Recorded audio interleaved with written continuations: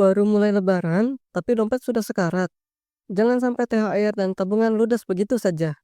Ini 5 tips cerdas agar keuangan tetap aman setelah lebaran. Tips nomor 5 paling penting. Jadi, pastikan tonton sampai habis ya. Setiap tahun, banyak orang mengalami hal yang sama. Senang saat dapat THR, tapi langsung pusing setelah lebaran karena uang habis tanpa sisa. Kok bisa? Karena pengeluaran tidak terkendali. Nah, kali ini kita bahas cara cerdas mengelola uang saat lebaran supaya tetap stabil setelahnya. Tahukah kamu, survei menunjukkan bahwa 70% orang menghabiskan THR dalam waktu kurang dari seminggu setelah menerimanya. Ini bukti bahwa banyak yang belum bisa mengatur keuangan dengan baik. Tips pertama, buat anggaran lebaran sebelum belanja. Jangan belanja lebaran tanpa rencana. Sebelum mengeluarkan uang, buat anggaran dulu. Pisahkan untuk kebutuhan utama seperti makanan, zakat, THR, dan biaya mudik. Ingat, jangan sampai belanja melebihi anggaran yang sudah ditentukan.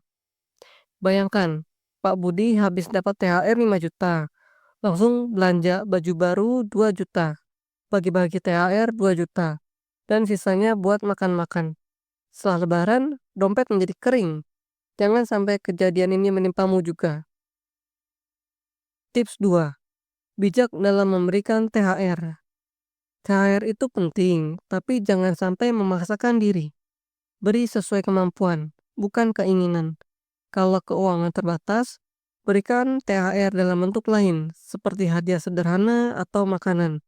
Yang penting niatnya, bukan nominalnya. Tips 3. Jangan habiskan THR. Sisakan untuk tabungan. Banyak orang langsung menghabiskan THR untuk belanja. Padahal, lebih bijak jika sebagian THR disisihkan untuk tabungan atau investasi.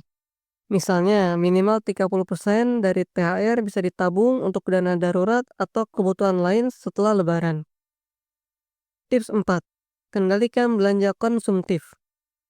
Lebaran memang momen spesial, tapi jangan sampai boros belanja hanya karena gengsi.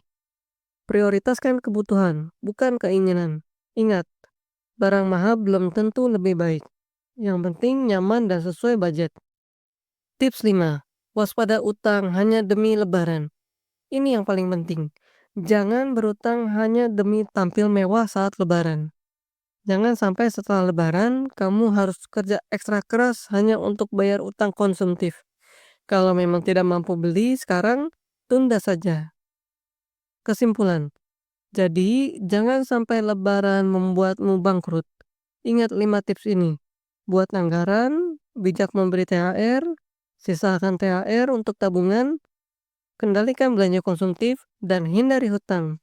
Dengan begitu, keuangan tetap aman setelah lebaran. Apakah kamu pernah kehabisan uang setelah lebaran?